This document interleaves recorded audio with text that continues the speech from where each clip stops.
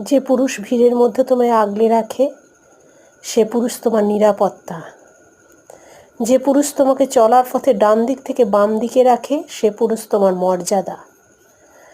যে পুরুষ তোমাকে জিজ্ঞাসা করে ব্যথা কমেছে সে পুরুষ তোমার ভালোবাসা।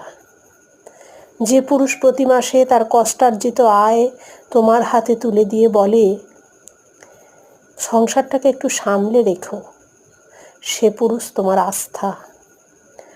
যে পুরুষ তোমাকে এক পলক দেখার জন্য ছটফট করে সে পুরুষ তোমার অহংকার।